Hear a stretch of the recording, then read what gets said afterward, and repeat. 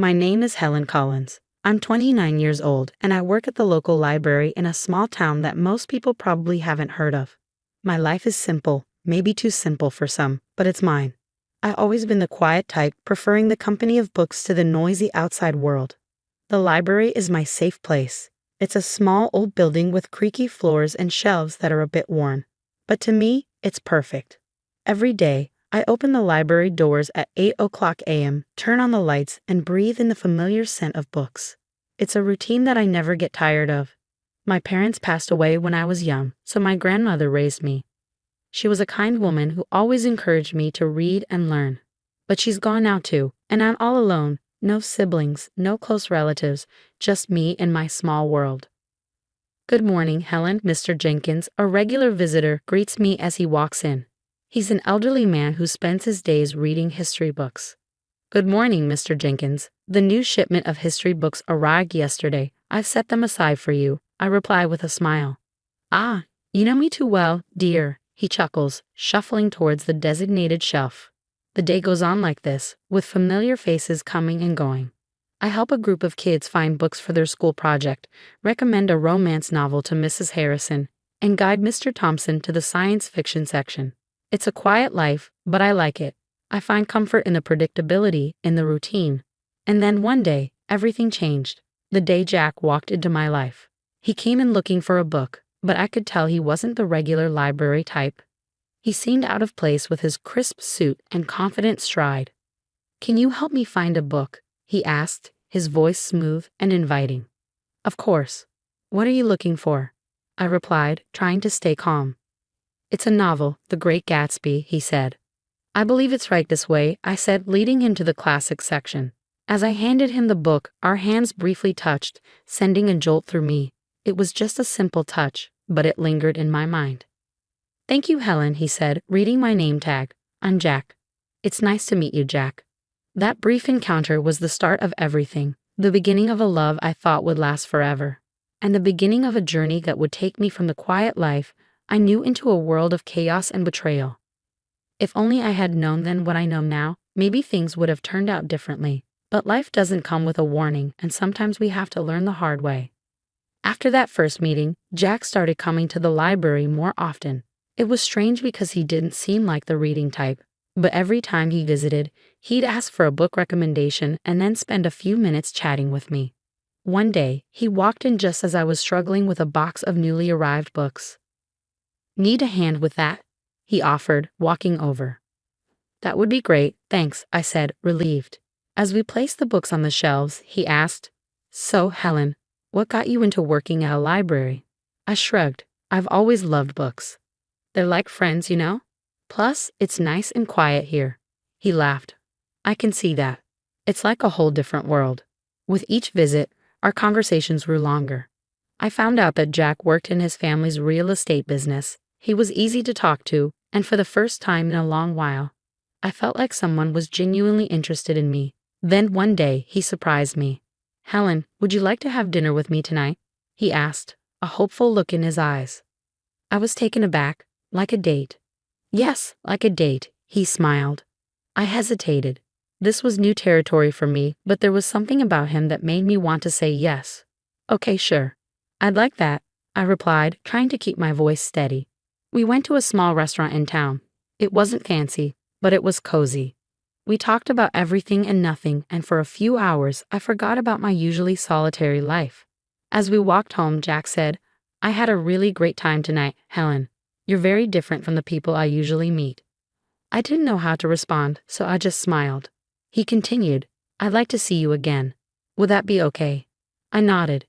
"Yes, I'd like that." From then on, we started seeing each other more regularly. He'd take me out to dinner, or we'd go for walks. It was nice. For once, I felt like I was part of something more, part of a world that wasn't just about books and quietness. It wasn't long before I fell for him hard. He was charming, attentive, and he made me feel special.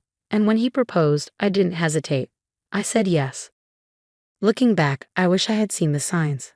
I wish I had known that his charm was just a mask, hiding something much less pleasant. But love has a way of blinding you, of making you ignore the warning signs, and I was very much in love, or at least I thought I was. After I got engaged, things started to change. It began with Jack's parents, who didn't approve of me from the start. They thought I wasn't good enough for their son because I didn't come from money.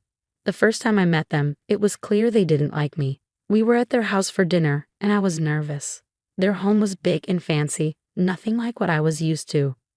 "Helen, this is my mother, Margaret, and my father, Richard," Jack introduced. "Nice to meet you," I said, trying to smile. Margaret looked me up and down. So you're the girl who works at the library?" "Yes, I am," I replied, feeling smaller by the second. Richard chimed in, "Jack, couldn't you find someone more suitable?" I wanted to crawl into a hole. The dinner was long and uncomfortable. They made it clear they thought I wasn't good enough for their son, but Jack stood up for me, which made me love him even more. Before our wedding, they insisted on a prenuptial agreement. They said it was just a formality. I didn't have much to lose, so I agreed without making a fuss. After we got married, I moved into Jack's house, which was actually his parents' house. They had given it to him as a wedding gift, but they acted like it was still theirs. His parents came over all the time, unannounced. They'd walk in and start ordering me around. "Helen, make us some coffee," Margaret would demand as soon as she walked in, and I would, without saying anything. I didn't want to cause trouble. One day, Margaret pointed at the TV and said, "Remember, Helen, in case of divorce, you can't claim this." It was like that with everything. They constantly reminded me that nothing in the house was mine. Jack started changing too. He wasn't the man I fell in love with. He began joining in on the jokes his parents made about me. One evening, I was trying to decide what to wear for a family event. I asked Jack for his opinion. "This one makes you look less drab," he said, laughing. I was hurt. It was like he became a different person around his parents. He didn't stand up for me anymore. Instead, he laughed along with them. Living in that house was exhausting. I felt like an outsider, an unwanted guest. I kept hoping things would get better, but they only got worse. The stress got to me. I started having bad stomach pains. I tried to ignore them, but one day I collapsed at the library. I woke up in the hospital. The doctor said it was stress-related. I was in the hospital for a few days. Jack didn't visit. He didn't even call. I felt so alone. Then one day, a notary came to my room with news. My great-aunt, someone I barely remembered, had passed away and left me her fortune, $30 million. I couldn't believe it. I didn't even know what to do with that kind of money, but suddenly, I wasn't just the poor girl from the library anymore. When Jack and his parents found out, they came to visit, suddenly all smiles and sweetness. "Darling, we're so happy for you," Margaret said, her voice dripping with fake concern. "Yes, we're family. We should support each other," Richard added. I didn't buy it. The change in their behavior was too sudden. After they left, I overheard them talking outside my room. They didn't know I was listening. "She's such a fool. Can you believe our luck?" Jack laughed. "We need to make sure she doesn't leave you. Maybe you should have a child with her. That will tie her down," Margaret suggested. I felt sick to my stomach. They didn't care about me, they just wanted my money. That was when I knew I had to get out of that house and away from them. I had to take control of my life and not be their victim anymore. When I left the hospital, I had a plan in mind. As I got home, Jack and his parents were waiting for me, still all smiles and acting like the caring family they never were. "Oh, Helen, we were so worried about you," Margaret exclaimed. I nodded but didn't say much. I needed to act normal and not tip them off. Jack came closer, a little too eagerly. "So when do you get the inheritance?" he asked. I looked at Jack, the man I thought I loved, and realized I didn't even recognize him anymore. "Soon," I said, "but it's not something you need to worry about." His smile faltered a bit. "But we're married, Helen. What's yours is mine, right?" I forced a smile. "Of course, darling." That night, I couldn't sleep. Their voices echoed in my head. Their fake concern, their greed. It made me sick. I got up and started writing. I wrote down everything they had done and said. It felt like a dam had broken, and years of pent-up frustration and pain poured out. The next morning, I met with a lawyer. I explained everything and showed him the prenuptial agreement. He was shocked but said the agreement would protect me. "You're doing the right thing," he assured me. When I got back home, I found Jack and his parents in the living room. They looked up as I walked in. "There she is, our brave girl," Richard said with a smile that didn't reach his eyes. I sat down, clutching my purse. "I have something to say," I began. They all looked at me curious. I'm filing for divorce, I said, my voice steady. The room went silent. Then Margaret erupted. What? You ungrateful little. Jack was on his feet. Helen, you can't be serious. We love you. Do you, Jack? Because I don't feel loved. I feel used. Margaret was fuming. We'll sue you. We'll take half of your inheritance. I reached into my purse and pulled out a copy of the prenuptial agreement. Actually, you can't. This says neither of us can claim the other's property in case of divorce. They were speechless. For the first time, I felt in control. I stood up and said, I'm leaving. I don't want any of you to contact me. I walked out of the house, their shouts and insults following me. It was the hardest thing I had ever done. But as I drove away, I felt a weight lift off my shoulders. I was free from their disdain and manipulation. For the first time in a long time, I could breathe. I didn't know what the future held, but it had to be better than the past. I rented a small apartment in the city. It wasn't fancy, but it was mine. For the first time in years, I felt a sense of peace. I was still dealing with a divorce, but I felt like I could handle it. One day, I got a call from the lawyer.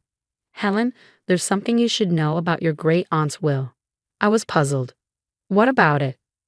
There's a condition. You need to use a portion of your inheritance for a charitable cause. It was your great-aunt's final wish.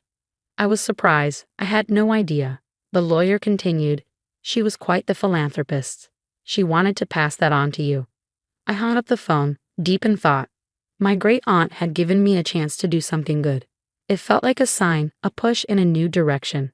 I started researching charities and causes. I wanted to do something meaningful, something that would make a difference. That's when I found a small organization that helped women who were victims of domestic abuse. It struck a chord with me. I contacted them and set up a meeting. The woman I met, Linda, was passionate and dedicated. We provide shelter, legal aid, and counseling to women who have nowhere else to go, Linda explained. I listened, moved by the stories she shared. I want to help, I said, feeling a sense of purpose I hadn't felt in years. With Linda's guidance, I used part of the inheritance to fund a new shelter. It was an incredible feeling, knowing I was helping other women find a way out, just like I had. A few weeks later, Linda invited me to the shelter's opening. It was a small event, but the atmosphere was filled with hope and gratitude as people mingled. I noticed a familiar face in the crowd, Sarah, an old colleague from the library. Helen, is that you? She asked, surprised. Sarah, it's been so long, I said, hugging her. What are you doing here? She asked. I told her about the shelter and my involvement. Her eyes widened in amazement. That's incredible, Helen. I had no idea. It's a new chapter for me, I said, smiling. We spent the evening catching up. It felt great to reconnect with an old friend, like pieces of my life were slowly falling back into place. As the event wrapped up, Linda came over. Helen, I can't thank you enough. This shelter will change lives, she said. I looked around at the faces of the women who now had a safe place to go. It's the least I could do, I said, feeling a warmth in my heart that I hadn't felt in a long time. The days blended together, each filled with rewarding work at the shelter. I was finding a new sense of purpose, something that was truly mine. Then, out of the blue, my phone rang. It was a number I hadn't seen in a while. Jack. My heart raced with a mix of emotions and curiosity. Hello, Jack, I answered, trying to keep my voice calm. Helen, I need to talk to you. Can we meet? It's urgent. His voice sounded desperate. Reluctantly, I agreed to meet him at a public coffee shop, hoping that being in a familiar place would give me strength. Sitting across from Jack, he looked different, defeated, almost pitiful.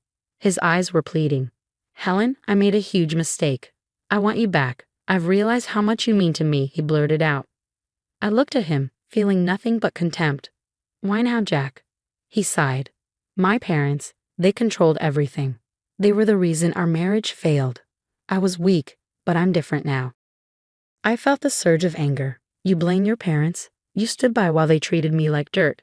You laughed along with them. Jack reached for my hand, but I pulled away. Please, Helen. I know I was wrong. I've changed. I stared at him, seeing the man he had become. I once loved Jack, but now I felt nothing for him. Whether he had changed or not, it was too late.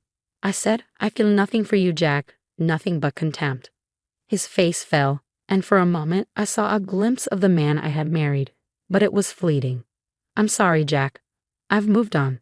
I have a life now, a purpose. There's no place for you in it, I said firmly. He nodded slowly, a look of resignation on his face. I understand. I just had to try. Leaving the coffee shop, I felt a weight lift off my shoulders. It was over, truly over. The next day, the shelter had an event. A local artist had donated a sculpture to be unveiled in the garden. As I stood there, surrounded by people who supported and believed in me, I felt a sense of belonging. Sarah, my old colleague from the library, stood beside me. You've done something amazing here, Helen, she said, smiling. The artist pulled the cover off the sculpture, revealing a figure of a woman reaching up to the sky. It symbolized hope, strength, and new beginnings. Applause filled the air, and for a moment, everything felt right in the world. Linda, the woman who had helped me so much, came over. Helen, this is just the beginning. There's so much more we can do. I looked around at the hopeful faces and knew she was right. This was my new beginning, and I was ready to embrace it fully. My new life was busy and fulfilling. Every day at the shelter brought new challenges and rewards. My confidence grew, and for the first time in years, I felt in control of my destiny. I even started taking self-defense classes, something I would have never imagined doing before. One day, as I was leaving the shelter, I saw a car parked outside. It was my mother-in-law, Margaret, who stepped out. As soon as she saw me, she said, "Helen, we need to talk," her voice softer than I had ever heard. "I have nothing to say to you, Margaret," I replied, my voice steady. "Please just hear me out. I've realized how wrong we were," she pleaded. I stopped and looked at her. She seemed genuine, but I couldn't forget the past. "What do you want, Margaret?" "I want to apologize. I treated you terribly. I've lost my son because of it, and I don't want to lose you too. You were like the daughter I never had," she said, her eyes glistening with tears. I felt a pang of sympathy, perhaps, but I pushed it away. "Margaret, you made my life a living hell. An apology won't change that. I've moved on, and I suggest you do the same." I said firmly, "It's too late for that." "Goodbye, Margaret." She reached out to me, but I stepped back. "Please, Helen. I know I can't undo the past, but I want to make things right," she pleaded. I shook my head. "Goodbye, Margaret." As I walked away, I felt her gaze on my back, but didn't look back. I had learned to stand up for myself, and there was no going back. The next day, I received a letter from Jack's lawyer. He was contesting the divorce settlement. I wasn't surprised, but I was ready. I met with my lawyer, a sharp woman named Rachel. "He's got no leg to stand on, Helen. The prenuptial agreement is clear. He's just trying to intimidate you," she said confidently. I nodded. I'm not afraid of him anymore. Let's fight this. When the court date arrived, I walked in with my head held high. Jack was there with his lawyer, and for a moment, our eyes met. There was a flash of the old Jack, the one I had loved, but it vanished quickly. The judge listened to both sides and then made her decision. The prenuptial agreement stood, and Jack's claims were dismissed. I felt a surge of relief and triumph. After the court session, Jack approached me. "Helen, I'm sorry. I was wrong," he said, his voice low. I looked at him, seeing the man I once loved but now felt nothing for. "Goodbye, Jack. Take care of yourself," I said and walked away. As I left the courtroom, I felt a sense of closure. That chapter of my life was finally over, and a new one was just beginning. At the shelter, we were planning a fundraiser, and it was taking all my attention. The support from the community was overwhelming, and I felt a deep sense of gratitude.